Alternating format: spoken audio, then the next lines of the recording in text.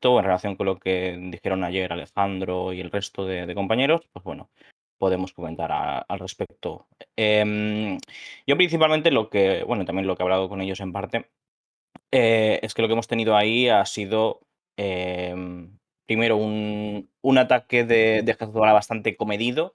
em, si bien en cantidad sí que ha sido un ataque amplio, pero no lo ha sido en profundidad, que era la cuestión clave. Es decir, no se ha atacado, por ejemplo, Tel Aviv. Al parecer, Israel tenía inteligencia previamente de que se iba a realizar ese ataque, y eso se debe, y ahí se debe el hecho de que Israel haya conseguido, digamos, hacer un contraataque, digamos, desarticulando esas capacidades de Hezbollah. Lo que muestra de fondo, ¿no?, esta cuestión, por un lado, es la debilidad en la cual se encuentra Hezbollah y el eje de la resistencia, el aislamiento entre sus distintos componentes, porque no se realiza un ataque conjunto.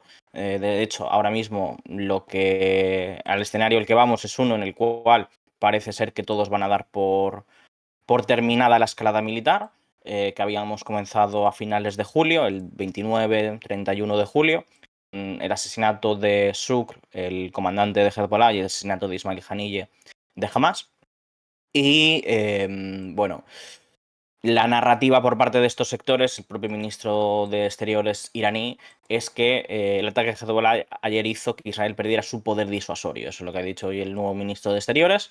Y a mí realmente, bueno, me parece que esto no es cierto, esto es totalmente falso, y de hecho es Israel quien sale con fuerza de esta contienda, y quien, digamos, demuestra que sigue teniendo, digamos, libertad y capacidad para hacer como necesite, digamos, frente a un eje de resistencia cada vez más descompuesto, sin, digamos, un frente unificado, y que, bueno, también hemos tenido, además, digamos, como punta de todo este proceso, que acaba de dejar mal al eje de la resistencia, el ataque que ha habido, creo que ayer por la noche, ahora no recuerdo, de Hamas a Tel Aviv. Hamas apenas tiene capacidades ya, Hamas está muy débil en cuanto, digamos, a capacidades de proyección militar, ¿no? Es decir, si bien han sido capaces de resistir dentro de la Franja de Gaza, tienen muchas dificultades para volver a lanzar ataques de cohetes significativos. Creo que fue ayer por la noche o esta mañana, que realizaron un ataque sobre Tel Aviv, que, bueno, es un mensaje muy claro por parte de Yahya Sinwar, así lo interpreto yo, de no hay tantas consecuencias y nosotros en nuestra situación nos atrevemos a hacer esto, y en esta situación de desesperación, mientras que el resto de la resistencia no se ha atrevido a hacer algo, digamos, mucho más significativo, que está en una posición de mucha más fuerza y de mucha más capacidad, ¿no? Entonces, pues bueno, esto yo creo que presenta un punto bajo en la situación interna del eje de la resistencia. Eh, ya deja sobre la mesa la situación en la cual Israel tiene totalmente la iniciativa, y es que claramente quien está empujando cada vez más, ¿no?, a que haya un conflicto, y que en buena parte aquí lo que está sobre la mesa es cuándo se va a dar, y no tanto si se va a dar. Israel, esto se dice dentro de los aparatos de seguridad nacional, que el debate interno es precisamente ese, de cuándo se va a realizar la guerra, es decir, si ahora, digamos, no se encuentran en la mejor situación porque tienen que recomponer sus fuerzas, pero que es algo que va a ocurrir sí o sí. Y digamos que en ese sentido el eje de resistencia se encuentra en una situación hasta cierto punto parecida al de la crisis de Ucrania, ¿no? Entre 2018 y 2022. Época, digamos, en la cual la situación entre Rusia y Ucrania cada vez iba a peor, por ejemplo, con la crisis del estrecho de Kerch en 2018. Y las provocaciones, digamos, y las rupturas de los acuerdos de Minsk cada vez eran más obvias. Y Rusia, digamos que optó por tomar la iniciativa, realizar un ataque, realizar la invasión, ¿no? Intentar, digamos, remover al gobierno y poner un gobierno títere en su lugar. Esta agresión, pues bueno, digamos que planteaba a Rusia poner esa iniciativa frente a un bloque occidental que, digamos, no estaba dispuesto a compromisos, no estaba dispuesto a llegar a acuerdos, digamos, para una nueva estructura de seguridad, vamos, de reparto de influencias, que es lo que es de fondo, ¿no?, en el espacio euroatlántico. la OTAN proclamaba digamos que la única política posible era hacer de la OTAN eh, el principal instrumento de esa arquitectura de seguridad y a la cual el resto debía integrarse. Estrategia en la que encajaba Ucrania. Y Rusia, digamos que se rebeló contra esas condiciones, digamos, ¿no? E intentó imponerse sobre ellas. Yo diría que, de cierto modo, aquí en Oriente Medio se está dando el mismo escenario, en el cual una parte, en este caso en vez de Rusia, Irán, está siendo titubeante, ¿no? Y está intentando ganar tiempo, que era la otra opción que muchos dicen que Rusia debería de haber tomado, ¿no? Para que, bueno, quienes apoyan a Rusia o quienes han debatido sobre esto, sobre si, bueno, incluso algunos decían que debería haber invadido antes, ¿no? En términos estratégicos. Bueno, aquí lo interesante es eso, ¿no? Es decir, que en Irán, precisamente, lo que están buscando es esperar a mejores condiciones, hacer que las condiciones sean más maduras para resolver el conflicto por otros medios. Y bueno, yo lo que veo es que de una manera u otra van a acabar prácticamente van a acabar allí. La cuestión es bajo qué términos y bajo, vamos, si Israel, como se está viendo, toma esa iniciativa y lo fuerza, ¿no? Que es yo creo que lo que está ocurriendo aquí. Y si no, digamos, si no responden como Israel desea, es decir, si no se abre un conflicto abierto, simplemente lo que ellos van a conseguir es ir digamos, desgastando constantemente a esas fuerzas, imponiendo sus condiciones de escalada y de líneas rojas. Y eso es lo que está consiguiendo Israel aquí.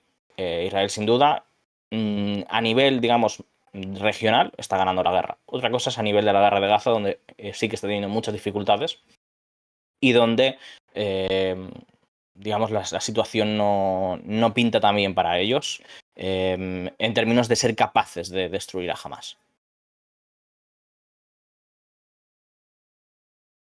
Entonces, pues bueno, esa sería mi valoración central sobre esta cuestión. No sé si habéis hecho alguna pregunta, podéis presentar alguna opinión.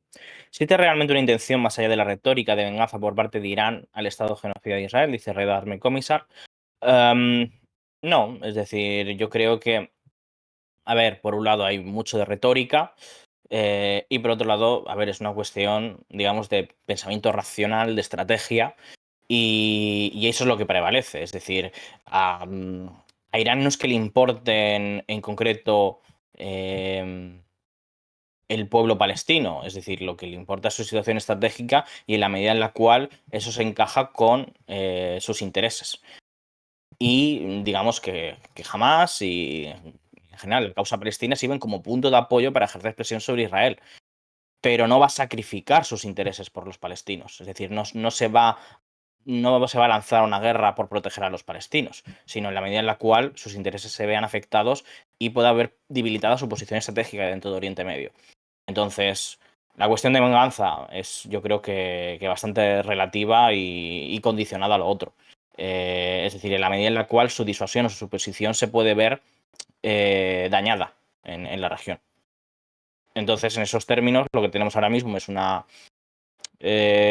digamos, el sector conservador clerical que controla los aparatos de seguridad nacional y el sector de reformistas que consideran que no es el momento para lanzarse una guerra, no es el momento para escalar y que pueden buscar mejores condiciones a futuro, digamos, mm, cosechando los éxitos diplomáticos de la muerte de los palestinos. Es decir, en la medida en la cual eso le permite acercar posturas con Arabia Saudí y crear un ambiente diplomático y regional más favorable a su posición, con Turquía, con Arabia Saudí, con Irak, etcétera. Yo creo que es la postura por la que han decidido optar, y eso significa la inacción en términos de tomar la iniciativa militar contra Israel, contra un Israel que va a continuar, digamos, realizando ese tipo de ataques y, digamos, aprovechando la oportunidad que tiene. Mm, Se decía que Hezbollah iba a atacar Tel Aviv. Esto siquiera es posible, dice Village. Posible es decir, tienen capacidades para ello. Em, Sobre todo a nivel de que si se hacen un despliegue más grande, es decir, si buscan saturar las capacidades de defensa de Israel. se ha visto, por ejemplo, que a pesar de que el ataque fuera interceptado por Israel, incluso dañaron un patrullero israelí, lo cual, bueno, a mí me parece bastante importante, matando a un soldado y hiriendo a otros dos. La cuestión, bueno, yo creo que las capacidades de Hezbollah se ven limitadas por la inteligencia israelí y, digamos, si digamos, se adelantan esos ataques, como han hecho esta vez, pero también es una cuestión principalmente de voluntad. Es decir, Hezbollah sabe que atacar Tel Aviv su- supondría una escalada mayor que ahora mismo no están dispuestos a llevar a cabo. Entonces, pues bueno, ahora mismo lo que tenemos como resultado es que ambas partes parece que han declarado victoria. eh, y la escalada va a terminar aquí por ahora. Otra cosa es que, evidentemente, en cuanto se dé la situación, Israel va a volver a realizar ataques contra esos cuadros medios y altos de Hezbollah, intentando degradar aún más las capacidades de la organización. Mm, Bueno, vale. Otras cuestiones que quería comentar. La situación interna en Israel. Aquí tenemos, bueno, nuevas cuestiones que están sacudiendo la situación interna en Israel y que, bueno, ya he comentado, digamos, por dónde puedes suponer una desestabilización del gobierno, ¿no? Básicamente, esto es verdad que no lo comenté el otro día, el ministerio, no, el jefe del Shin Bet, que es digamos, la inteligencia interna de Israel, advirtió por una carta al primer ministro que había un peligro real de aumento del terrorismo judío, ¿vale? Es decir, en términos de la seguridad nacional interna en Israel, el terrorismo judío, pues bueno, son sectores como los cajanistas, que en los años 90 mataron a Rabin. Es verdad que fue un individuo aislado, no fue una organización, pero seguía esa ideología.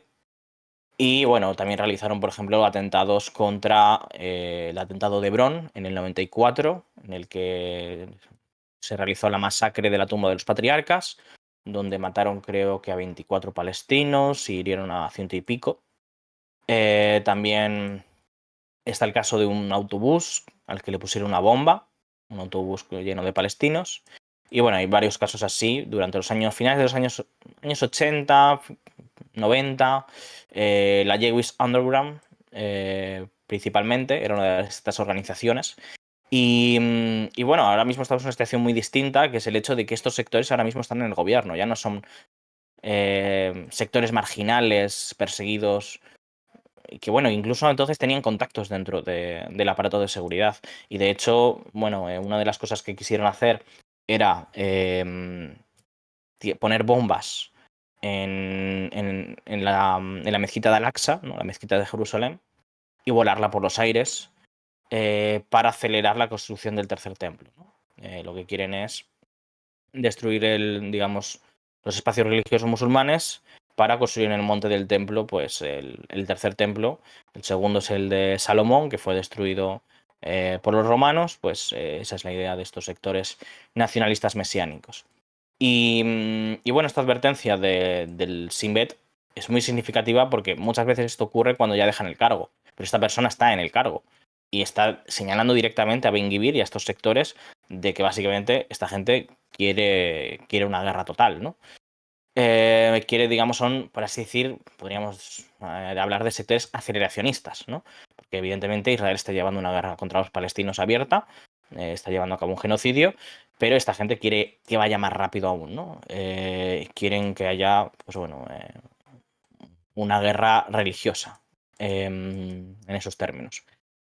Em, y bueno, la cuestión es que Ben-Gvir, el ministro de Seguridad Nacional, viene haciendo varias provocaciones durante esta guerra. Recientemente fue el tema que ya hablé del rezo dentro de la explanada de las mezquitas, y esto se ha vuelto a repetir. Creo que fue ayer, sí, ayer 25 de agosto. que de nuevo entraron dentro de Al-Aqsa, ¿no? Del recinto de Al-Aqsa, y se pusieron pues a rezar. Y de hecho, Ben Gvir lo que ha dicho, la política para el monte del templo permite la oración. Los judíos pueden orar allí. Y añadió que si pudiera elegir construiría una sinagoga dentro. ¿Vale? El, uno del SAS, Arbel, pues ha dicho abiertamente que Netanyahu tiene que echar a Ben Gvir de su puesto, al menos como director de la policía, ¿no? Que le permite esa capacidad de saltarse la ley, ¿no? Y a pesar de que mm, Netanyahu dice continuamente de que el status quo continúa, el status quo está totalmente roto. Y eso se ve en el hecho de que de facto el ministro hace y deshace como quiere. Y bueno, el ministro Arbel del Chad lo que dice es su irresponsabilidad podría terminar en un derramamiento de sangre y poner en riesgo la alianza estratégica de Israel con los estados musulmanes. Em, y bueno, eso, digamos, entre los sectores ultraortodoxos, ¿vale? Que son muy celosos evidentemente, de que no se vea minada la autoridad de los rabinos, que al final son los que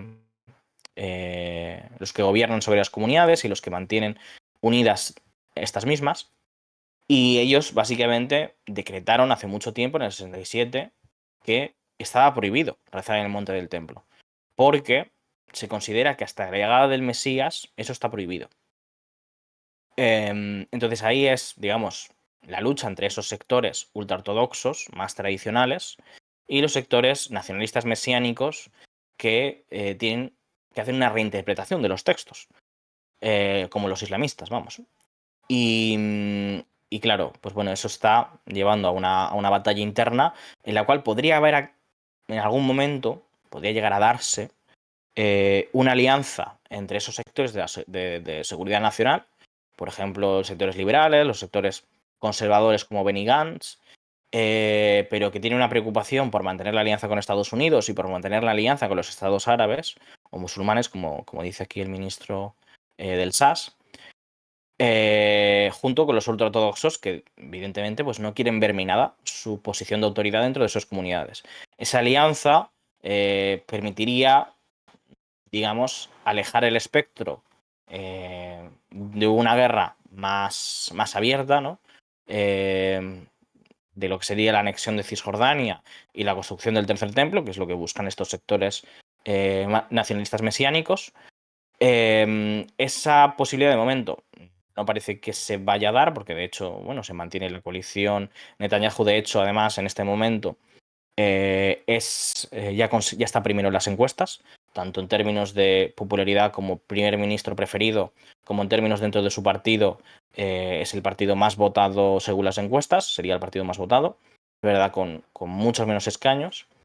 Pero bueno, habrá que ver, digamos, cómo esos juegos de poder se desenvuelven, porque, bueno, si intentan echarle del cargo, seguramente acabe llamando elecciones y ahí sea como se juegue el resultado, ¿no?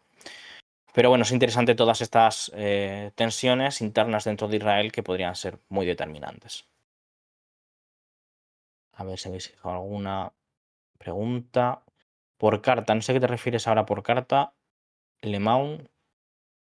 mm, Vamos, que el cuento de nunca acabar. Jamás Hezbollah tiene un gabinete, Israel se los carga y ellos reemplazan y ese es el ciclo. Sí, me parece que sí. Mm, mm. ¿Cuál está siendo el papel y la situación actual de la izquierda del PCI? ¿Te refieres al Partido Comunista de Israel? Y Hadass, así como otras fuerzas de izquierdas en Israel. Bueno, el papel que están teniendo estas fuerzas es resistencialista, es decir, no es proactivo de cambiar la situación, es básicamente meramente de intentar, digamos, poner una venda sobre la herida. Básicamente proclamar la necesidad de parar el genocidio, de parar la guerra, de que vuelvan los rehenes, que lo mantienen como demanda, y digamos de la solución de los dos estados, que es por lo que siguen apostando. hay sectores de la izquierda que, por ejemplo, el DAWA, creo que se llamaba, no recuerdo bien el nombre, apostaba por la solución de un único Estado. Pero ni siquiera tiene representación parlamentaria, por ejemplo, ese partido. Y hablaban de solución de un Estado, no en términos de, digamos, por ejemplo, de liberación nacional palestina, sino en términos de reformar el Estado de Israel, por así decirlo, ¿no? Yo diría principalmente. En general, son fuerzas que están totalmente desnortadas, es decir, desorientadas, incapaces de poner, digamos, una respuesta sobre la mesa, una propuesta política, y además se mueven, digamos, un solo Estado árabe, no roedor de cloaca. Lo que plantean es un Estado secular, pero sin nacionalismos, básicamente. Otros sectores de lo que hablan es de un Estado binacional, pero por ejemplo estos serían, digamos, antinacionalistas, estos sectores que digo. Creo que era Partido de los Trabajadores o algo así. Creo que tenían ahí una influencia también trotskista, además, y por eso, pues bueno, lo plantean también de esa manera. Digamos, de un Estado donde no prevalezca ninguno de los dos nacionalismos.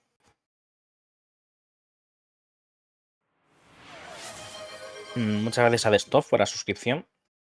6 meses ya con nosotros. Bueno, suscripción de 6 meses, antigüedad de 2 meses. Bueno, muchas gracias por esa suscripción para que podamos continuar. Em, mm, vale. Bueno, y en lo que decía del conflicto interno en Israel entre el ministro con el ministro de Seguridad Nacional, Itamar Ben-Gvir, también se ha metido dentro del ministro de Defensa, que cada vez esa disputa es más fuerte y en algún momento yo creo que va a terminar seguramente con el despido de Yoav Galán, que es el ministro de Defensa. Y dice, desestabilizar el monte del templo, el status quo, es peligroso, innecesario e irresponsable. Ben-Gvir pone en peligro la seguridad nacional del Estado de Israel y la posición internacional de nuestro Estado. Ben-Gvir nos debilita. Y bueno, pues ya estamos viendo cada vez más abiertamente ese enfrentamiento entre estos dos sectores, como digo.